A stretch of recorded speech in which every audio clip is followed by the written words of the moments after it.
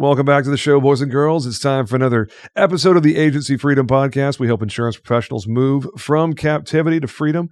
My guest for this episode is a lady who runs by the beat of her own drum. She is a unique, wonderful character in our industry. I've had the privilege of calling her a colleague and friend for a number of years now, going back to my days as a farmer's agent.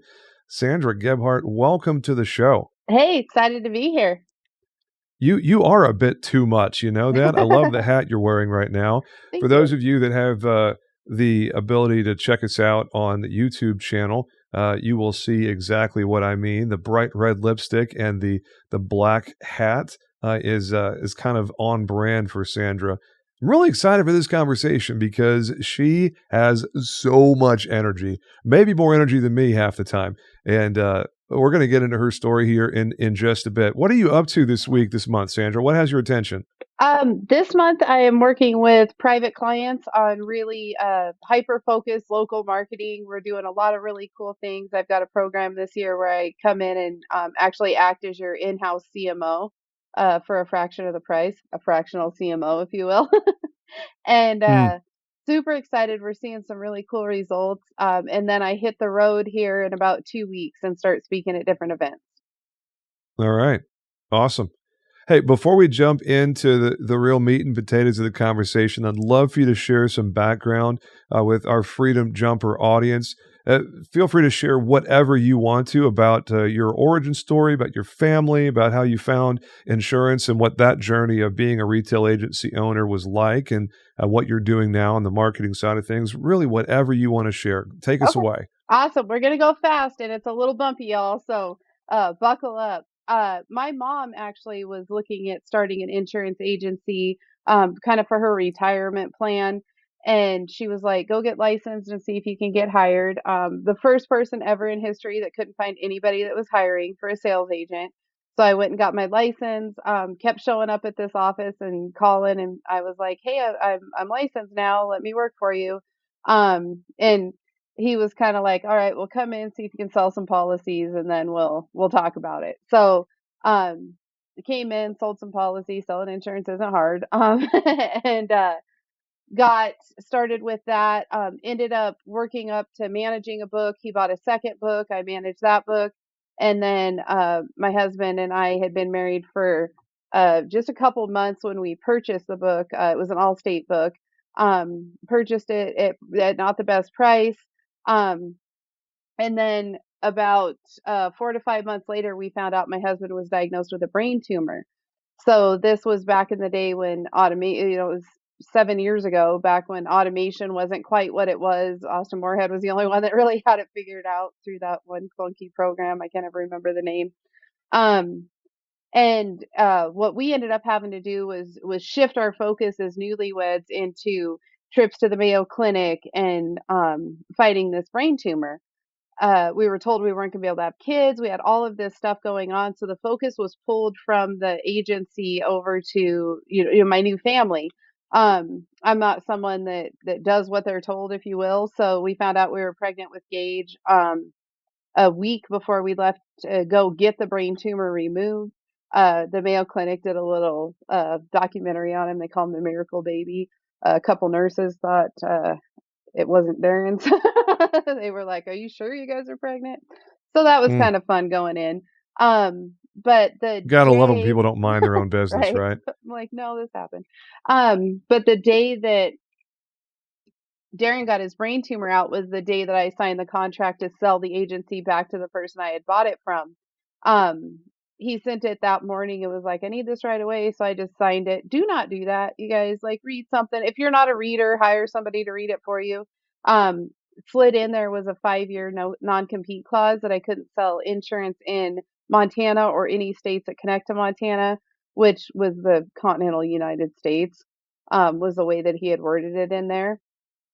So now it took us about a month to get the brain tumor out, have all the follow-up appointments. We were down in Arizona for about a month. And I came back and I was like, okay, well, now I'm pregnant. I have a husband who's convalescing, which was my favorite word I learned while I was there. and I wasn't quite sure what I was going to do. So I took the last little bit of money. One of our mutual friends, Ricky Hayter, set me up with a couple mentors in Rob Sakell and Bobby Stocks. And I was like, hey, I've got some experience in marketing. My degree is actually in public relations. Maybe I can do something in the marketing space. I was already running, my whole business was basically built off of social media. Uh, for the years that I sold before we took it over. And I just went full-fledged into that. I just jumped in blindly with both feet, trusted these guys, and I've kind of ran the gamut on marketing. I've done, some of the leads you guys buy, I generated them. I've taught agents how to run their own leads. I teach a lot right now. My main focus is teaching on how to use organic social media to embrace your a bit too much, what your unique voice in the world is, and take that and turn that into your personal brand that you can share out into the world confidently, and build know, like, and trust with people online, and not have to go to every, BNI meeting and every fundraiser that is hosted in town. You can take some of your time back. Love it. That's a crazy origin story. Yeah. Like, wow. I had no idea that your time as an Allstate agency owner was like that. And whoever you are, unnamed person, shame on you. That's a slimy move, man. But hey, you get what's coming to you because you're an Allstate EA, and that's a really tough road to travel. So I guess the joke's on you, pal. Well done. It's the Allstate thing is such an interesting wrinkle because they're a fantastic carrier. They generally do a great job serving their policyholders, but man, they are just bananas in the way that they treat their exclusive agents. I just don't understand it. It's wild. I was in a real estate investor group on Facebook, and this Allstate EA posts in there, we just decreased the price on our dwelling fire. Make sure you call us for a quote, landlord. And I'm just like, bro, that's Cool pitch. factually untrue. And I didn't call him a liar, but it's like, man, it's a really tough road for big blue agents. You exclusive agents don't have anywhere near the toys. And oh, by the way, I have access to all the same Allstate products you do and lots of products that you can't access. In this marketplace, there's literally no reason to pick an Allstate exclusive agent over a quality, well-resourced independent agent. Mm-hmm. And that guy came back and was like, oh, that's not true. You guys just sell on price. I was like, great, bravo, good job. You regurgitated that company line so well. You're such a good little soldier. And but I hate to be that guy, but didn't he post, hey, we just decreased our rates going in? Yeah. Don't go there. That makes entirely too much sense, Sandra. You're selling on price. I was like, aren't you selling on price? And I was like, well. And what I didn't say, because I didn't want to be the chest-thumping blowhard that so many are on social media, he was like, you're not talking about coverage. You're just selling on price. I was like, do you see all the letters after my name? Do you see published author? Do you see podcast host? No, you have no idea who I am because you're a nobody who never leaves your very tiny little circle there in Austin, Texas. I was like, come on, man. Like, yeah. That's the most canned response from any captive agent ever. Oh, independent agents just sell on price. You can't possibly know that many policies. No, you can't keep track of all that coverage. You just sell on price. Brrr. It's like, okay. Yeah. I mean, it's hard to be an Allstate agent, man. Go for it. You do you. Yep. Well, and if somebody's listening and they're in that boat, that is when building your own personal brand is so imperative. To where you have built so much know, like, and trust with people, they don't care what they're paying. Yeah. And that's the only way to succeed as an agent for, a captive carrier. Now, Farmers is a little bit different because they're starting to relax the reins on riding outside, and Craft Lake finally has some decent toys to play with after so many years of being completely useless. But for Big Red and Big Blue, it's like, man, that is really hard to win with only one flavor of ice cream, especially in this hard market, like ultra hard market. Mm-hmm. Yep, that's for sure. I've got a lot of farmers agents I'm working with actually in my one-on-one group. Yeah, I believe it. They're Of the captive agents, the farmer's way of doing business is the most attractive, in my opinion. mm-hmm. I know, shocker. I was a farmer's agent for 6 years. I know. Holy crap. What do you mean, James? Why do you feel that way? Yeah, they do continue to back it up. They're taking hits like everyone else, but yeah. But at least you have more than one flavor. Yep. Depending on who you're talking to. The customization is there. It's Allstate technically does commercial insurance, but I mean, outside of the Main Street bop, they're pretty useless. And State Farm likes what they like and hates whatever they don't really like. It's like, your sweet spot is about that big. But hey, if you got a sweet spot, run with it. Anyways, I didn't mean to have this be an audit of the captive carriers. You were an Allstate agent, and then you decided to do something else after selling, as it made sense for your family to sell at that time, because I totally appreciate the challenge that you were dealt with cancer diagnosis and pregnancy and everything. What was it about marketing that drew your attention? A lady like you, as driven, as intelligent, as sociable as you are, you can be successful in any number of things. What is it about running a marketing agency that attracted you so much? I think part of it is one, I love marketing. I've always been a natural marketer. I think sales and marketing is very commingled, right? But the way that I think, the way I look at everything outside the box, and one of my gifts is really helping people, whether they've got a $0 budget or they've got $1 million budget. I can find those places for them that brings out their a bit too much, their uniqueness in the world. And I'm good at seeing that in other people. So part of I wasn't going to get into insurance marketing, but that's what I knew. That's what I was already doing. That's what I was proven with. And then it breaks my heart to watch agents after agent after agent after agent come in and buy a YouTube course and buy my course and buy somebody else's course, and they're trying to turn themselves into a full-time marketer when they should be a full-time business owner. So I one of my taglines is a marketing solution for every agent and every budget. So I like that. I have kind of a calling to help those agents that are still not quite sure they're going to be able to pay their electric bill, or, they're rolling over those, if I go 2 months without my cell phone bill and then 2 months without my electric, they won't shut them both off, right?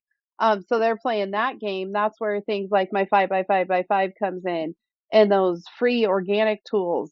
And then sometimes me just literally saying the leads don't suck. Maybe you're not calling them enough. Actually, what I was told I said was the leads don't suck, maybe you do. But I meant that with love. As in, hey, you know what? Tough love is really necessary sometimes. Because I would guess, I've never been a marketing agency principal like you are.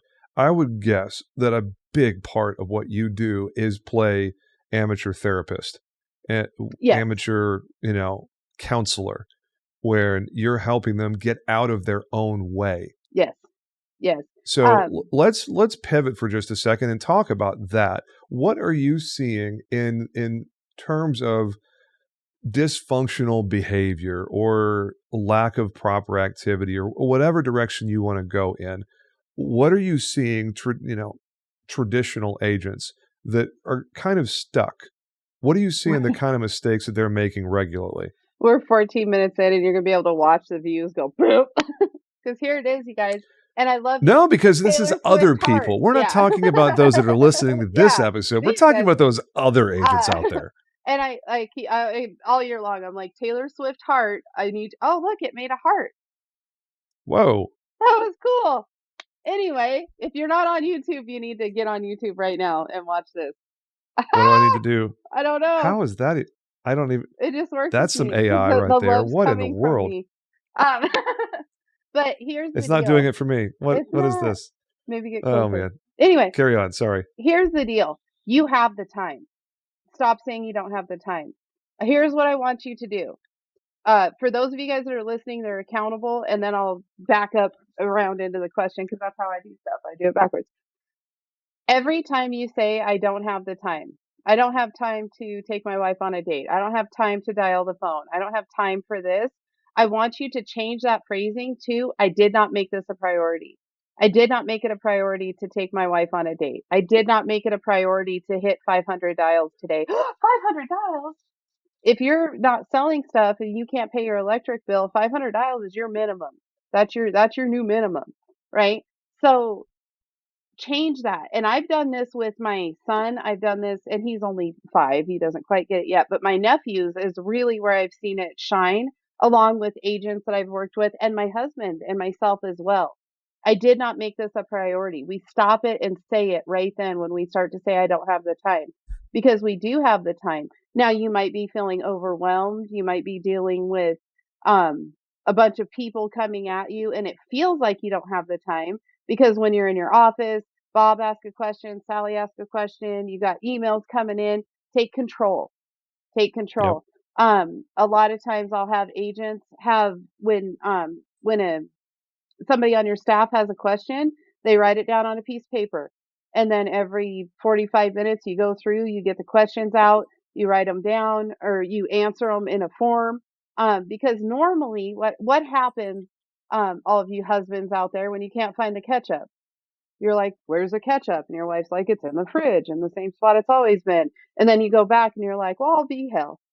There's the ketchup, right? Because we're just trained to say things out loud as we're thinking, and you feel like they're looking for an answer there. So take control of your time. You don't have to have Facebook open always. You don't have to have your emails open always. Take control of your time and then start figuring out, what do you need to outsource? So like I said at the beginning, I'm taking on the role of chief marketing officer because agents you should be doing what you're the best at, whether that's selling or building the business, and bringing somebody on to help with marketing is not saying, oh, I don't have time for marketing, I'm going to outsource it. It's an intentional move that you're making. So you're not buying programs here and buying programs there. And I have programs you can buy and you're going to be successful in them, but not to your max capacity if you don't understand what you're doing with your time. My favorite is people say, well, I don't have time to post on social media. So you haven't been on social media at all. You're not in there cruising around. It takes 3 or 4 seconds Doom to scrolling, post doing something. nothing. Um, so for that reason, a couple of the things I've done this year, I'm trying really hard this year, James, to meet people halfway, to where I can say, like, I've changed all my classes. It's not, we don't log in and have hour-long calls anymore because people's time is valuable. And Yep. that's the difference. So if they're not getting what they need in that hour, or they can't focus because they can't get control of their day. So now I send out a daily text message prompt. Today it's National Oreo Day, but it's also National Dentist Day. So if you've been meaning to reach out to a dentist, here's a joke you can tell them, which was in my newsletter. And that's the push. So I give them a different push each day. Call a dentist you've been wanting to get a hold of today. Post this online. So I'm kind of meeting you guys halfway in that. But if I'm using my brain to streamline how I can take less of your valuable time, but give you my valuable information, how can you make those same changes in your day to day, to where you're streamlining processes and using all of this amazing technology we have to do the same thing for yourself? Yeah, 100%. And the adoption, the uptake on that technology, I feel like it's not selecting the technology. It's not choosing a vendor to work with. It's using the technology that you've already purchased Mm-hmm. most effectively. What are some of the things that you are seeing your agents that are finding success, that are meeting and exceeding their goals? What are they doing to take advantage of what they already have in front of them? What one of the very first things we do when we start working together is we go to your annual goals, not farmer's annual goals, not your wife's, what your goals are for this year. And then we do something, it's so complicated, James. Jim. I was going to call you Jim. I've been watching a lot of The Office. James. John Krasinski is someone I'm perfectly fine being confused for. We move backwards. It's business 101, right? We move backwards into Yeah. your goals to how many quotes and calls do you need in a day? And it doesn't matter what line of insurance you're selling. All of us should know each day what our daily actions need to be. So then what we do is we take those basic numbers that we've been told a million times to do, but we don't have time to do or we don't focus on. And then we start looking at, okay, what technology do you have in place? Almost everybody has a CRM and they're like, well, I'm not that familiar with it. Cool. Either take money out of your budget, hire somebody to come in and show you exactly how to do it, or get on YouTube and watch the videos that they have and use your current CRM. We don't need to change to another one because you saw their ad, or you met them at a conference or whatever that is. Let's start using what we have in place. Then we go through and look at where are you buying leads from, what programs are you paying for monthly, all of that kind of stuff. And we move off all of that other shiny object stuff that you're not going to get to, but you're paying. And then you start getting in. Some people get in a shame spiral about that. Well, I've been paying for Go High Level for years, but I've never used it. But I also have Agent Pipeline and I've got Zoho and I've got all of these other things, right? So we get down to one and we kind of take some of that shame spiral out of your budget. And that also frees up the money to pay for me. and, There you go. And we start focusing on that. Then everybody should have 3 legs. I need one more hand. 3 legs to your marketing. Organic, paid, and then hyper focused local. So those are the 3 legs that we're really focusing on right now of what's your organic social media, LinkedIn, whatever that is for you look like, what's your paid sources, and then how are you getting into your community? I am telling you guys, getting into your community and being the agent in your local community and then start expanding out into those other regions are more important now than they have ever been. I am seeing marketing at a digital marketing with the AI, and it's never been easier to run Facebook ads and all of these things. So if you're having a conversation with yourself and you're thinking, well, I need to get SEO and I need to get Google ads and I need call per click and I need all of this other stuff. If your local stuff isn't right, you are going to be left behind. Again, said with love. Yeah. And that's been my experience as well. Like we have a very well documented niche focus. There's 5 things that we do that makes up 98% of our revenue. And if it's not one of those 5 things, we're probably not doing it because we've learned. I've had my face punched enough times by the marketplace to realize that certain things are going to work and certain things may work on occasion, but they don't work very often. And you can't build a plan around things that, work 1 out of 10 times. What I've found with this move to the new office and where I'm sitting right now is we finally have a place that we're proud to bring people to. And our old spot, we were crammed in like sardines. We didn't have a physical location that was inviting. No one had any reason to come to our office. It was lame. We have 2 really big reasons for people to come to our office now, because in those chairs back there at the other side of this room, we have a studio set up that is what I call McKinney Mastery.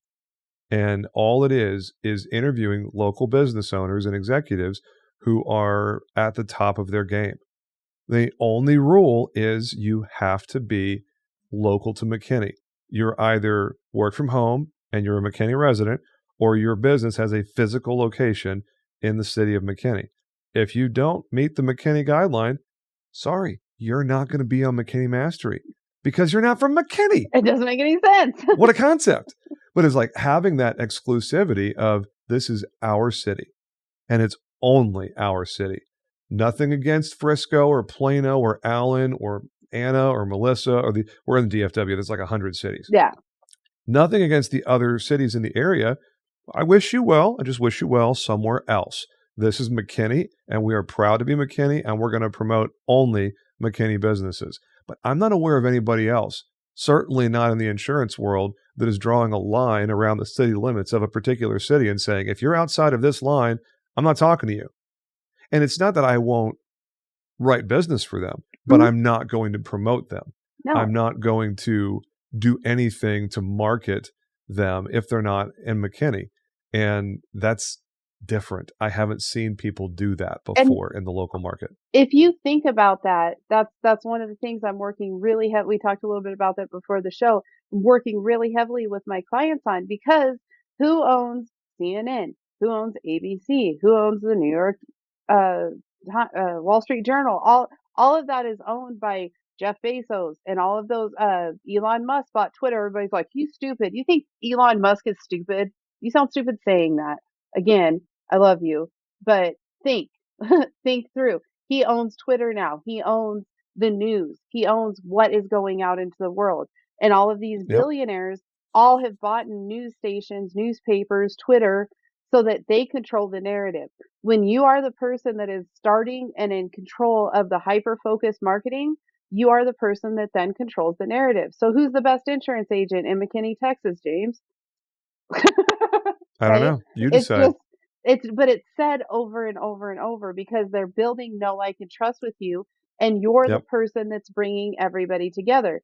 So somebody might look at my background. If you're on the podcast, audio only, I've got rolls of vinyl. I've got mugs here. I've got towels. I've got all of this kind of stuff. There's a heat press right behind me. It looks like a swag workshop. Yes, I have turned you guys. We can get our hands on anything that anybody can get their hands, like stuff that we used to get hats used to be a chore, right? 4 years ago, to get hats was a chore. To print shirts was a pain. Now I've got these digital heat transfers that I buy from a lady here in town. I cut them up. I've got drawers full of everything, and I started a insurance swag line called My Insurance Swag. And I sell t-shirts to insurance agents. If they're wearing my t-shirt around, what marketer is top of mind? Yep. So you have to 100%. really start thinking about that. I one of the things that kills me is when agents do local fairs and they go and get a whole bunch of Allstate tape measures or Farmers umbrellas or whatever it is, right? And then they go out and they talk to all these people, and then they give them somebody else's brand. Yep. Right? So you're building this McKinney brand that people from McKinney are proud to wear. So I'm sure the next step will be to have t-shirts. If it's not, it is now, to have t-shirts. I love McKinney. We got McKinney all that. rocks, right? All of that kind of stuff. And you are the mastermind behind that. You can have other people come in and partner with you and come up with ideas and help introductions, all of that. But you have to be the mastermind behind your own marketing, you guys. And you really have to get into your communities. You have to yesterday. Yeah, and I had the idea for, we have a podcast logo that's in the middle of being created that's playing off of the city logo that has the same font and kerning and the same vibe as the city's logo. And it's just going to be on the back of the t-shirt. And on the front is going to be a collection of catchy things. And I don't know what all of them are going to be, but that's all going to be McKinney related. Like, yes, McKinney is better than your city. and things that are funny we're and catchy. Sure that you're better than Plano. I still haven't really figured out how Plano works. Yeah, Plano is completely plain, No, I'm kidding, obviously. Because one of the Plano's motto for the longest time was, there's nothing Plano about it. And it was like, ugh. We have a little so town. bad. We have a little town here in Montana that's called Havre, and its tagline is "Havre has it," and we're like, "Has what?" Has what? What is it? Define that. No, but the whole thing is, the message on the front of the shirt is why people buy it. Because the other side of that coin is when I tell people, hey, every quarter we're going to have a different local charity, nonprofit that we're supporting, and 100% of the profit from all the swag that we're putting out, 100% of the profit is given as a donation to the quarter, that the charity for that quarter. So not only are they getting cool swag that's supporting their town that they're going to be proud to wear around town, but their actions are self-serving, and they're also supporting a local charity. And it's like, Yes. James is not making a cent off of this. But agents that are still in that growth period of trying to figure all this out, a great thing they can add into that is $5 a quote to that local charity. Anybody that gets a quote, a $5 lead is a good price for a lead. So a lot of times I'll have agents do that, hey, for the next 30 days, we're getting behind the Boys and Girls Club in McKinney. Call in if you get a quote, no strings attached. We'll give them $5. Yeah. No, but they have to mention it.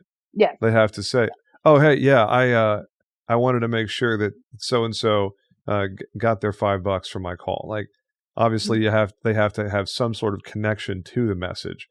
Like, say, "Hey, I saw you were doing $5 quote things or whatever." It's like, yeah, you're not just going to give it out to literally everybody because they may or may not have been coming into you from that channel. Yep. The same with any other, paid lead sort of, you want to track it and see and market it. Oh yeah. And Yeah. it's a great way to introduce yourself to some of those nonprofit boards as well, where you can go in and go to one of their board meetings and say, hey, I'd love to help support you guys. I'm a local agent.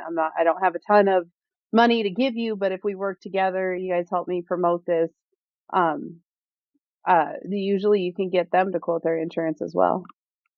Well, and the last time I And build checked, the relationship. if you're serving on a nonprofit board, you're one of three profiles. You are either the spouse of a very successful person who wants to be active in his or her city, or you're a local business owner who wants to be active in a cause that they care about, or you're in real estate and you have a lot of free time on your hands, you have a lot of money, and you want to be active in a cause you care about.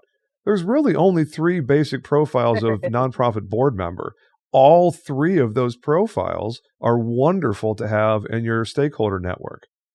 Yes, I love that. I mean, I don't mean to oversimplify it, but you're either a successful person or you're the spouse of a successful person, which means that, unless you've got a really dysfunctional marriage, you are also a successful person. Yeah. So I love that. Oh man. Yeah, I mean, I don't mean to get controversial, but there's really only three versions. If someone is really struggling with their own personal life, they're typically not, serving on a board of a nonprofit. You're not going to see the person who works at McDonald's also serving on the board for a nonprofit. They may be volunteering on the weekends or, doing something at the soup kitchen because I'm not saying that only wealthy and successful people serve on nonprofits. Of course, lots of people do, but you're not typically on the board of a nonprofit unless you have the rest of your life pretty well put together. Yeah, it takes a lot of time. It really does. So, I mean, I love being active because McKinney, fun fact, of every city larger than 100,000 people in the entire country, McKinney has more 501c3 nonprofits per capita than any other city in the country. Oh, wow. That's impressive. It's crazy. There's way too many. Yeah. There's way, way, way, way, way too many. It's like, what, do you just not like all the other ones? So you thought you should start your own? Is that it? Sometimes. But there's your slogan. We take care of each other. Yeah. No, I mean, the city's slogan is unique by nature. Yeah. And the tagline for the podcast is celebrating what makes us unique by nature, because it is unashamedly hyper local. And by the time the cool thing is the podcast hasn't even started recording yet. We're in the final stages of preparation. Episode 1 is going to be Mayor George Fuller, the mayor of McKinney for the last 7 years. And then episode 2 is the city manager. Episode 3 is the president of the Chamber of Commerce. Episode 4 is, I don't know who it is yet, but we've got a lot of people in that line. But it's only because we have these people starting off super early in the episodes that we're going to get a lot of the other people that we want, because they're going to look at our guest list and say, these people have been on. Well, I want to be on. Yeah. So, sorry, I didn't mean to go all the way down the rabbit hole in my little project here. Yeah, no, it's showing it's smart. Everybody should be doing it. And it's not hard to start a podcast anymore. You don't need a fancy place. You can do audio only. You can, it just, one thing that truly came, a big blessing that came out of COVID was that everybody understood that you really can work from anywhere. Yeah, absolutely. And I know you and I were both already virtual at that point, so it was a pretty easy adjustment for us. Did COVID suck? Yeah, of course it sucked. Mhm. There was lots about it that was super frustrating. But I know from what I've seen from you, Sandra, that I mean, you weren't disrupted at all. You were able to just keep on trucking because of how you were already operating pre-COVID. Yeah. Well, there was a week where I lost all my clients. but but it wasn't a big deal. I had them all refixed with people in the right mindset. So again, it just ended up being a blessing. Mm, People that weren't scared and ready to roll. there you go. So it's a really hard market right now. What are you seeing in the marketing world and what you do with your clients that helps people endure exactly what they need to be enduring to succeed and even thrive in this hard market? It's really going back to those numbers and seeing. I've got one client that we went through every single lead source. We went through everything, and we cut. I think out of 7 lead sources, we cut 5 of them, because he does an excellent job of tracking all of his numbers and knowing what his cost per bind is, his cost per lead, just everything all the way around. And that really tracking and knowing where you're spending money and where you're spending your time, and then where we can market. And with marketing, nothing works all the time. Okay. So, if your organic presence falls off, you have to have that paid presence to go into, or your hyper local, your hyper focused marketing to go into. So if tomorrow, Facebook really did go down, James, and you couldn't have access to your organic audience there, you can go and host a McKinney Cares event, really quickly, probably within a week, and have a whole bunch of people in one spot, right? Um, so it's navigating those different things that are working, and when they are working, pouring gas on those specific things that are working. But you really do have to track all of that stuff. Um, I personally, one of the narratives that I've seen that I think is doing people the most harm is you should only be working with a marketer that runs an insurance agency.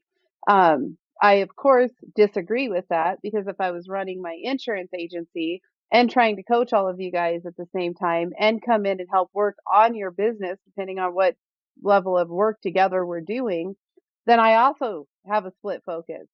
So, uh, the my point being, track your numbers and find somebody that understands marketing, whether it's me, Yep. whether it's somebody else. Small business marketing is not different in the insurance space. I also have a client that owns a coffee shop. I have a client that owns a plasma cutting table and a welding fabrication business. So small business marketing is small business marketing. What we need to focus on is marketing you. You as the person, why they should come to your agency, and then keeping really good track of all of those things. Because if you're not winning, especially if you're captive, right? You're not winning very often right now. So you need to make sure that the wins that you are getting, you're not paying too much money for, or it's just all going out the back door. Yeah, and I think the not to pivot real hard. I know that it's kind of a neck jerk moment. The numbers that most people are not even paying attention to is staggering. And I say Mhm. that from personal experience. In my book, Leaving Captivity, chapter 5 is all about financials and numbers and whatnot. And I say there very clearly, I spent the first 6 years of my insurance career being an insurance agent and not a business owner. Mhm. And I didn't know my numbers. I didn't know the difference between an income statement and a balance sheet. I didn't know what a cash flow statement was. I didn't know how to run a profit and loss. I couldn't tell you exactly where my expenses were because I had no idea. I wasn't running expense tracking and categorizing according to any sort of, general accounting, generally accepted accounting practices, GAAP. I didn't know anything. But it wasn't until I started looking at things like acquisition cost that I understood, oh man, there's a huge difference between, revenue and profit. There's a huge difference between looking at premium versus looking at revenue.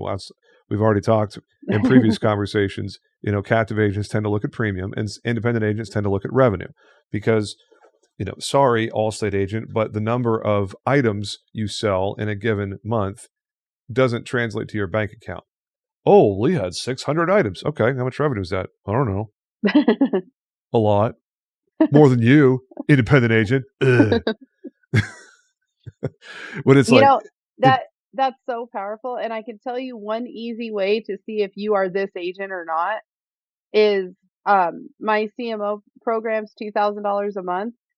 If you are getting on the phone with somebody like me and you're saying, oh, well, I need 4 days to think about this and check my budget, you don't know your numbers. I would say 75% of the people that have signed up with me have had a 30-minute phone conversation and asked for the link to sign up because they know their numbers, they know what they're doing, and they're moving forward. The other calls of it when somebody starts saying, oh, I need to think about it, or I need to check my budget. That's you're saying the right words. Or my favorite is 3 minutes into the call. What's the ROI on this? You're asking the right questions. You're using the right words. You're not in the right financial. You don't have control of your finances in your business. I would say big statement, but I would say it's correct more than it's not. Yeah, I would think you're pretty accurate there. And the drum that I've been banging, and you can feel free to use this. I give this freely. People need to think about their vendors and their technology choices in terms of payroll. Because if you choose a vendor, if you choose an advisor like you, if you choose a piece of a tech stack that performs a task that would otherwise be performed manually by a member of your team, that is the same as payroll. It is no different than dollars being spent for labor cost. And if you're thinking about tech stack and you're thinking of your budget for a given piece of whatever in terms of, oh, what's my budget for my tech stack? Okay, great. I'm glad you have a technology budget line item. Good job. That's better than most.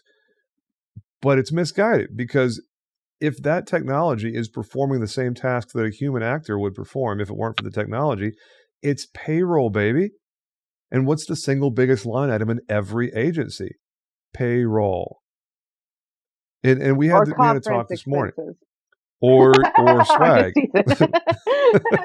Go on a it's like we had to talk this morning with my team as we're talking about a bottleneck is one of our biggest markets. Our single biggest individual market is a real estate investor program that doesn't report to Ivans, doesn't have direct bill. It's intensive on the data entry side of things, but they have a fully formed REST API. It's well documented.